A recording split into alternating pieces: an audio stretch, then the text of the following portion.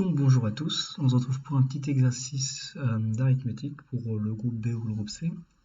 Et l'énoncé c'est le suivant, vous vous donnez trois réels A, B et C, tels que leur somme est strictement positive, tels que la somme AB plus CA plus CB est strictement positive, et tels que leur produit ABC est aussi strictement positif. Et il s'agit de montrer en fait que vous aviez choisi au départ trois entiers qui étaient strictement positifs. Donc voilà, je vous conseille de chercher une quinzaine de minutes et je vais donner une indication si vous n'avez toujours pas d'idée après cette recherche.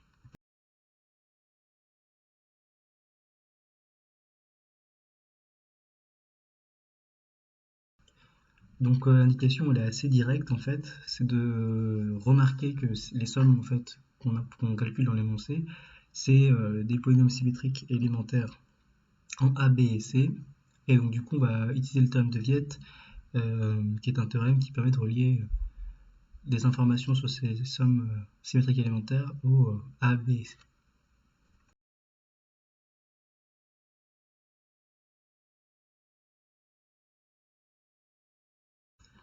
Donc je vais présenter ma solution. Et donc avant ça, je vais peut-être faire quelques rappels sur le théorème de Viette, donc pour que tout le monde enfin, pour qu'on soit au même niveau et que tout le monde puisse comprendre la preuve. Donc pour définir en fait le théorème de Viette, il faut déjà définir ce que c'est un polynôme symétrique élémentaire. Et donc la définition c'est la suivante, vous donnez un entier n qui va représenter en fait le nombre de variables de votre polynôme, et donc vous donnez x1 jusqu'à xn des nombres. Vous allez pouvoir définir un polynôme symétrique élémentaire pour n'importe quel degré k entre 0 et n inclus. Vous notez ce polynôme symétrique élémentaire sigma k, et sigma k de x1 xn c'est défini comme cette somme-là. Donc qu'est-ce que veut dire cette somme? L'idée c'est qu'on va faire la somme de tous les produits possibles où vous choisissez en fait kxi différents.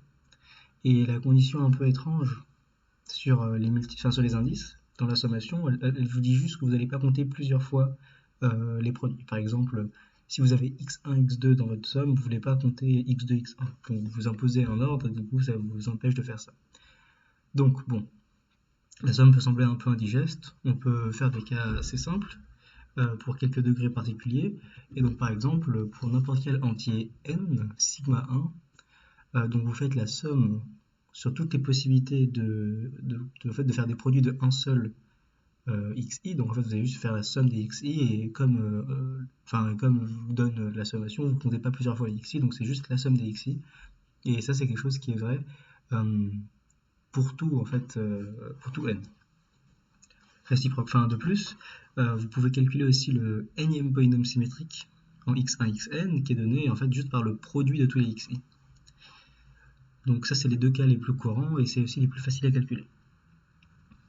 Donc pour les degrés intermédiaires, des fois c'est un peu plus compliqué, il faut utiliser la formule qui est un peu plus haut, mais on y arrive toujours. Par exemple, dans le cas n égale 3 et k égale 2, le deuxième polynôme symétrique élémentaire c'est x1, x2 plus x1, x3 plus x2, x3. Donc là vous avez trois variables, x1, x2, x3, vous calculez sigma 2, donc vous sommez en fait des produits de 2 xi différents. Et donc il y a trois façons de le faire, soit vous prenez 1 et 2, soit vous prenez 1 et 3, soit vous prenez 2 et 3. Donc c'est un exemple intéressant, et en plus on va avoir besoin de se calculer un peu plus tard. Donc maintenant on peut parler du théorème de Viette, et ce que dit ce théorème c'est que si vous prenez un polynôme P unitaire, et que vous notez x1, xn ses racines, compter avec multiplicité, ça veut dire que s'il y a une racine double ou triple, vous la comptez autant de fois que il y a sa multiplicité, et ça nous permet essentiellement de pouvoir factoriser P, donc de l'écrire sous la forme produit des grands X moins XI. Et bien, vous avez en fait un théorème qui vous relie les coefficients de votre polynôme, les AK, avec les fonctions symétriques élémentaires en les XI. Donc qu'est-ce qu'il vous dit le théorème? Il vous dit que moralement, votre kème coefficient, c'est à quelque chose près, donc à un signe près en fait, qui va alterner le n-kim polynôme symétrique en x1, xn. Donc c'est pas un théorème qui est extrêmement difficile à montrer, en fait il suffit de prendre la forme factorisée et de la développer, mais c'est quand même un théorème qui a des conséquences théoriques assez fortes, Ça peut sembler un peu, encore une fois, avec les notations un peu bizarres, mais on peut faire des cas très simples. Par exemple, pour le cas d'un polynôme de degré 2, eh bien, quand on développe x moins alpha facteur de x moins bêta, on identifie assez facilement qu'en effet, le coefficient devant x c'est moins alpha plus bêta, et que le coefficient constant c'est alpha bêta. Donc voilà, donc nous on aura essentiellement besoin de la formule de Viette dans le cas de degré 3, donc c'est-à-dire en fait c'est un cas où c'est suffisamment petit pour pouvoir développer, mais bon, c'est bon de savoir que c'est vrai en général. Donc, on va pouvoir arriver à notre preuve. Donc l'idée c'est d'introduire le polynôme dont les racines sont a, b et c. Parce que le théorème de Viette nous dit que c'est sur ce polynôme qu'on va pouvoir lire dans les coefficients, on va pouvoir lire les fonctions symétriques élémentaires en a, b et c. Donc ce que nous dit le théorème de Viette, c'est qu'on a cette représentation-là du polynôme.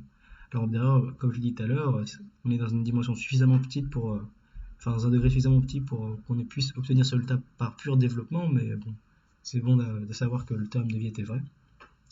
Et donc nos hypothèses, c'est que a plus b plus c, ab plus ca plus bc et abc sont positifs.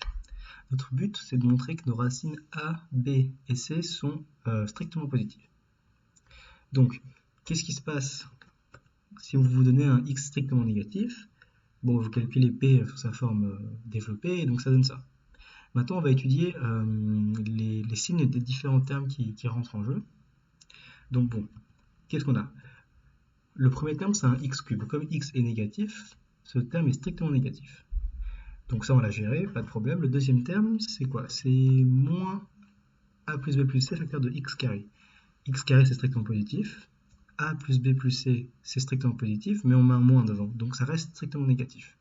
Le troisième terme, c'est ab plus ca plus bc fois x. Donc vous avez un terme strictement positif qui est le ab plus ac plus bc, et un terme strictement négatif qui est x, donc le tout est encore strictement négatif. Et il vous reste un dernier terme qui est moins abc, abc étant strictement positif, son opposé est strictement négatif. Et donc du coup vous avez montré que p de x était la somme de 4 nombres strictement négatifs, était donc strictement négatif. D'ailleurs, j'ai fait le calcul pour x strictement négatif, mais pour un x pour x égale 0, on remarque qu'on aurait quand même le résultat parce que donc p de 0 ce serait juste moins abc, et on sait que moins abc c'est strictement négatif. Donc moralement, dès que vous prenez un nombre négatif, son image par p doit être négative, strictement.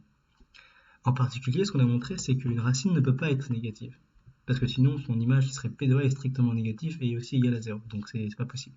Donc on a montré que a était strictement positif. Bien évidemment, on se rend bien compte que c'est exactement la même chose pour B et pour C. Et pour conclure, on a juste montré ce qu'on voulait, c'est-à-dire que A, B et C sont strictement positifs. Donc voilà, donc ce qu'il faut retenir de cet énoncé, c'est que quand vous donnez des informations sur les polynômes symétriques élémentaires en A, B et C, une bonne idée, c'est d'introduire le polynôme donc, dont les racines sont A, B et C afin de pouvoir appliquer le théorème de Viette.